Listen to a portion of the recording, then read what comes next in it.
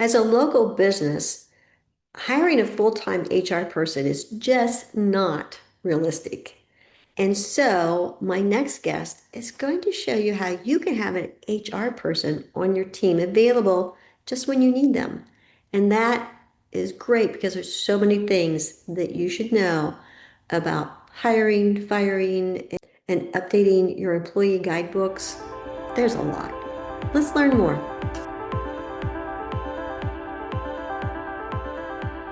Hey, Giants, welcome. And today's guest is Penny McNerney. Hi, Penny, how are you? I'm good. How are you? I'm great. Can you tell the listeners a little bit about yourself and what you do?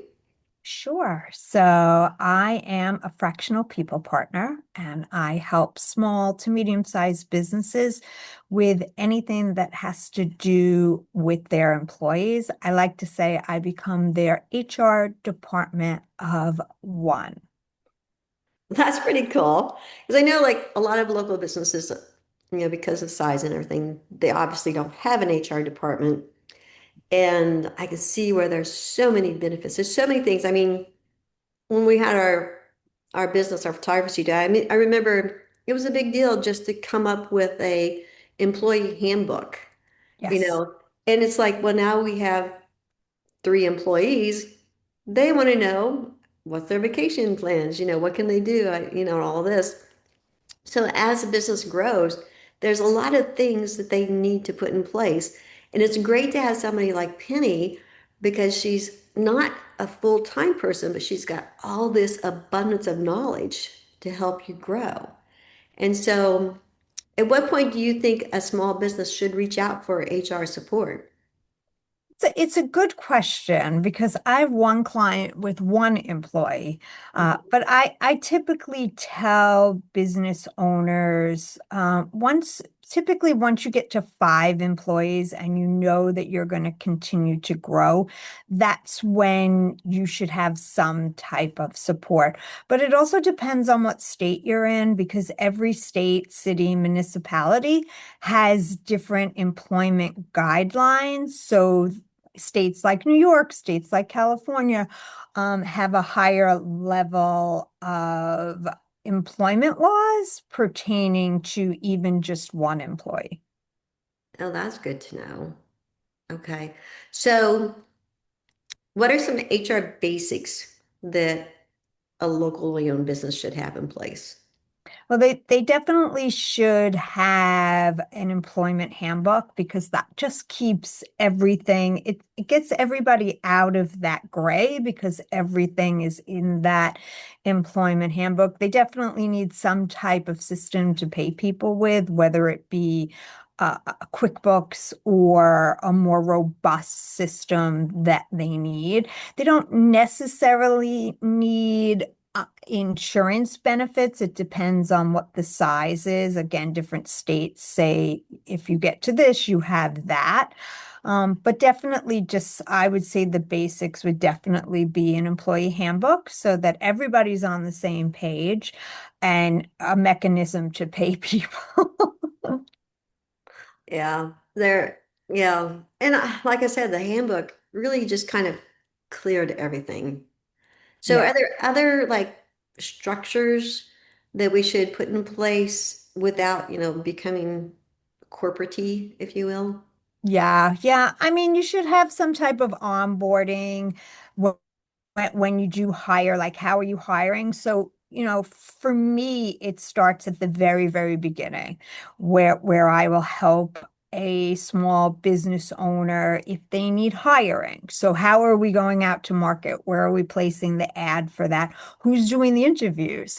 Then what's the interview process to from myself getting the candidate to who's going to finish up the interviewing, making the offer, etc. And then what happens on that first day and before that first day? Because a lot of times, even I remember, no matter what business I worked with before I opened up Total Circle HR, if you got a new job, you were so excited.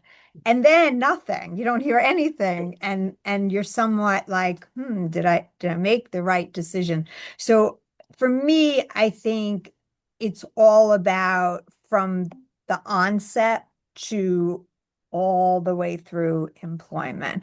And a lot of times we don't think about that as a small business owner. We just say, okay, they're hired and they'll show up, but that employee, whether you're a business of one or a business of 50,000, they still don't know what to do that first day. Yeah, I mean, you're walking in and the employee doesn't know what to do, but it's important for the employer to have a plan as Exactly. far as, what policies do you need to have? Do they need to have them like sign papers or things? Are there certain things that they should have the new employees sign? Oh yes, yeah. I mean, from let's just talk about like getting them set up in a payroll system. They have to fill out their tax forms, and there's different tax forms for every state and city, and then you have to do your I-9, which is for Homeland Security. So I always, when I'm helping my small business owners now, I always send out that welcome email a couple of days before to just let the new employee know this is what you should expect on your first day, and this is what you need to bring. Oh, okay. Yeah. So as somebody who's just hiring like a first employee, they may not even think about having them bring things to that No. first day. Exactly, because you just, again, you're a business owner, you're not in the space of HR. So you're just like, "Oh, welcome aboard. Let's get started." And then, one, you won't be able to pay them if you don't have their tax information, and two, you never want to skip the I-9 in case you're audited. So what does a first meeting look like with you? So I typically will have a consultation with that business owner. Just actually, it's just a conversation. I love to have conversations. And we just go over what the business looks like who do you have, how many employees do you have, what do you have with the employees, and then I sort of work out like a map for them to say this is what I see what you could use, and then it goes from there. So it's really just a conversation to find out, one, if we're both the right fit, because it's always a two-way street. And then two, just to say, it's almost like an HR audit to say, okay, this is what you have now, this is what you might need, and these are like your risk areas. I'm assuming there's some certain things that the business owner needs to be aware of, like in protecting themselves and protecting the employees. That's probably a whole gamut of things just in that area. Oh, yes, yeah. And different employment laws click in. They begin depending on how many employees you have. It's like, for instance, in New York, you you could have one employee, you still need workers' comp, you still need paid family leave. There's like, again, each state has their own. Typically, what happens is when you get to the five employee mark, 15, 25, 50, that's when different employment laws will click in. Mm. But again, I just helped a very small business owner hire his first employee, and he had no idea that even to hire that first employee, he had to have all these things in place. Mm. And then I would assume that having you as part of the team, if there are any kind of like, issues, that you can help advise the owner through that process as well. Yes, yeah, absolutely. And there are a lot of times that that the employees will come to me. So once they hire me, because it's like I'm their HR team of one, if an employee has an issue, they can come to me instead of going to the owner and taking up so much time from that owner. Because I always like to say, owners didn't go in business to do HR all day, and people are very time consuming. Yeah, that is for sure. Do you also help with letting employees go? Yes, Oh, unfortunately, yes, I do.